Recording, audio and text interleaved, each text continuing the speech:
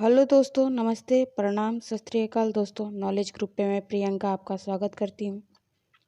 दोस्तों, आप लोग कैसे हैं? मुझे उम्मीद है कि आप लोग बहुत अच्छे होंगे और आपकी स्टडी भी बहुत अच्छी चल रही होगी।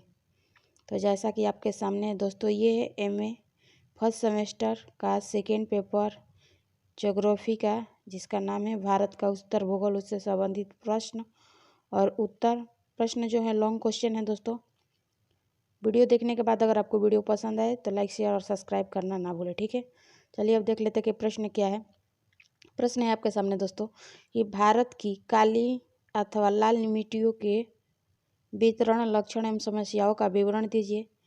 या आपके अथवा करके ऐसे भी प्रश्न पूछे जा सकते हैं कि भारतवर्ष में पाई जाने वाली मिट्टियों का वर्गीकरण करते हुए प्रत्येक प्रकार की मिट्टियों की विशेषता अथवा लक्षण को लिखिए। या अथवा करके आपसे ऐसे भी प्रश्न पूछे जा सकते हैं कि भारत को मुख्य मिट्टी के प्रकारों के अनुसार विभाजित कीजिए तथा उनकी उत्पत्ति एवं विशेषताएं लिखिए, ठीक है। जब आप इस प्रश्न का उत्तर लिखेंगे तो लिखेंगे दोस्तों आप कि भूतल के ऊपरी ढीली एवं विभिन्न आकार प्रकार के कोणों वाली परत की मिट्टी कहा जा सकता है। मिट्टी का निर्माण सेलों के टूटने तथा वनस्पति के सड़ने गलने से होता है। मिट्टी में पौधों का भोजन संचित होता है। मिट्टी एक सजीव वस्तु है जो जल एवं वायु के सहयोग से वनस्पति का विकास का आधार होता है। वनस्पति या पशु एवं मानव के विभिन्न रूपों में उपयोगी होती हैं और पशुओं को उससे भोजन की प्राप्ति तथा मानव को उससे खाद्य पदार्थ के अतिरिक्त कच्चे माल प्राप्त होते हैं। मिट्टी की रचना दो तत्वों जैसे धातु एवं कीटाणुओं का महत्वपूर्ण स्थान है। मिट्टी में धातु मूल चट्टानों से प्राप्त होती हैं, जबकि कीटाणु पशुओं एवं पौधों के नष्ट होने से विकसित होते हैं। मिट्टी में विद्यमान सूक्ष्म कीटाणु मिट्टी को तोड़कर बारीक करते रहते हैं और आवश्यकता से अधिक उच्च तापमान इन कीटाणुओं के लिए हानिकारक होती है। इसलिए बहुत गर्म क्षेत्रों में मिट्टी की उर्वरता कम पाई जाती है। आगे लिखेंगे इसमें हेडिंग मिट्टी के निर्माण में सहायक कारक। लिखेंगे दोस्तों कि मिट्टी के विकास में निम्न 5 कारक सहायक होते हैं, जैसे कि पहला मूलशल, दूसरा जलवायु, तीसरा प्राकृतिक वनस्पति, चौथा उच्चावच और पांचवा समय, ठीक है।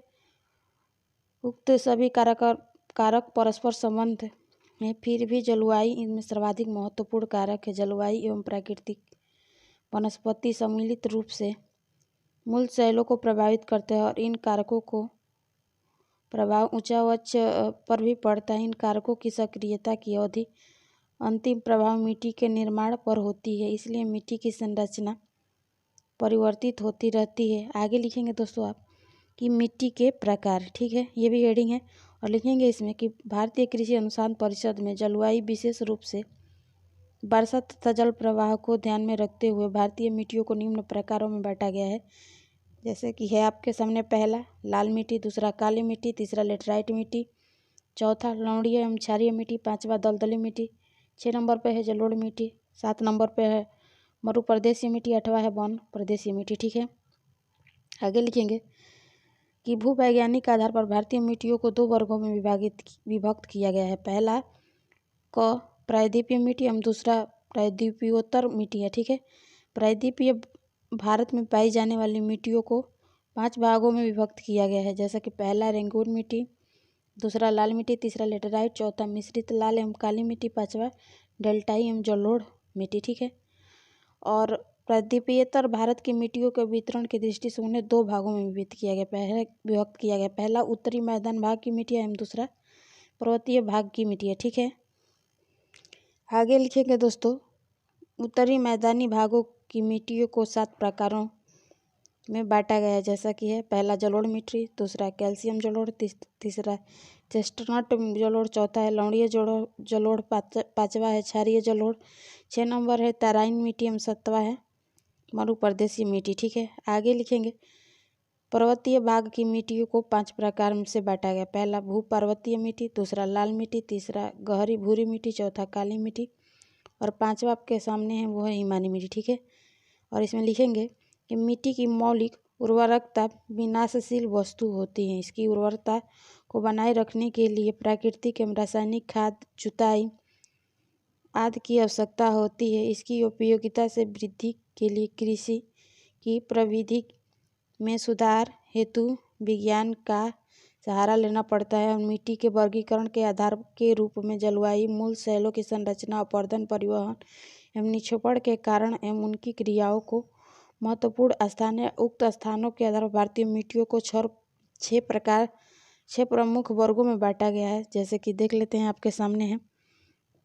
पहला है आपके सामने दोस्तों, वो है शैल की रचना क्रिया के आधार पर मिट्टियों का वर्गीकरण। पहला है जलोढ़ मिट्टी, दूसरा है कपास वाली काली अथवा लाल मिट्टी, तीसरा है प्राचीन शैलों से निर्मित मिट्टियाँ, चौथा है पर्वतीय मिट्टी है, या पांचवा है रेतीली मरुप्रदेशी मिट्टी, 6 नंबर पे है समुद्र तटीय मिट्टी। चलिए एक एक मिट्टी के बारे में थोड़े जान लेते हैं। सबसे पहले हम बात करेंगे जलोढ़ मिट्टी को, ठीक है, जिसे इंग्लिश में कहते हैं एलुवियल सॉइल, ठीक है। अब लिखेंगे इसके बारे में कि इस मिट्टी का विकास नदियों की घाटियों में उन्हीं के ऊपरी भागों से लाकर जमा किए गए अवसादों द्वारा होता है और इस प्रकार की जलोढ़ मिट्टियों का विस्तार सतलज, गंगा, ब्रह्मपुत्र के मैदानों में लगभग 8.25 लाख वर्ग किलोमीटर के क्षेत्र में है। दक्षिण भारत में ऐसी मिट्टियों का विवरण महानदी गोदावरी, कृष्णा आदि नदियों के निचले बेसिन एवं डेल्टाई भागों में पाया जाता है। आगे लिखेंगे, उत्तरी विशाल मैदानों के उत्तरी भाग में भावर क्षेत्र पड़ता है, जिसका निर्माण कंकड़ पत्थरों के निक्षेप द्वारा हुआ है, जिसे नदियाँ पर्वत भागों से लाकर मैदान में पहुँचाती ही जमा कर देती है। भावर क्षेत्र की मिट्टी में चूने की मात्रा अधिक होती है, किंतु उनमें जीवाणुओं की कमी पाई जाती है, इसलिए यह अनुपयोगी मिट्टी होती है। इस भावर क्षेत्र के दक्षिण की ओर की मिट्टियाँ बहुत ही उपजाऊ होती हैं। इस भाग में मिट्टी कण बारीकी से होती है और इनमें जलवायु लाहोस पर्याप्त मात्रा में पाए जाते हैं। आगे लिखेंगे, दूसरा मिट्टी है आपके सामने दोस्तों, वो है कपास वाली काली मिट्टी, जिसे ब्लैक कॉटन सॉइल कहते हैं। लिखेंगे इसमें बारे में, इस मिट्टी का निर्माण लावा के निक्षेप द्वारा हुआ है, अतः इसका रंग काला होता है।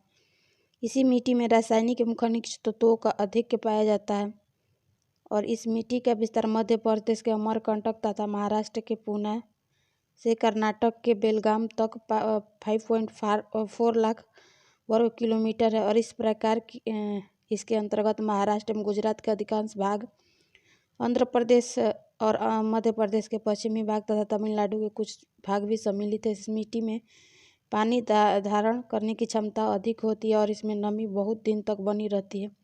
ग्रीष्म काल में जब इसमें नमी समाप्त होने लगती है तो इसमें चौड़ी दरारें आ जाती है और यह मिट्टी कड़ी हो जाती है। पुनः जल मिलने पर यह मुलायम हो जाती है और प्रत्येक वर्ष मिट्टी ऊपर नीचे होती रहती है, अतः इसकी उर्वरता बनी रहती है। इसमें बिना खाद के उपयोग के ही बहुत दिनों तक कृषि होती रहती है।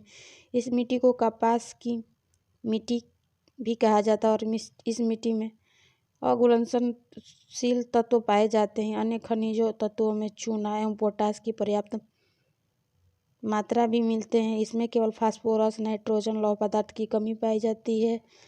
लावा मिट्टी के 2 प्रकार काली चीका मिट्टी और काली दोमट मिट्टी होती है। काली चीका मिट्टी बहुत ही विस्तृत क्षेत्र में पाई जाती है और इसमें सूक्ष्म कणों के कारण बहुत भारी होता है और दोमट काली मिट्टी तंत्र नदी घाटियों तथा कोकण तट में पाई जाती है और कृषि के लिए बहुत ही उपयोगी होती है, क्योंकि इसमें बिना खाद एवं सिंचाई के सफलतापूर्वक कृषि की जाती है। ठीक है, आगे लिखेंगे, तीसरा मिट्टी है आपके सामने दोस्तों, वो है प्राचीन शैलों से निर्मित मिट्टी है।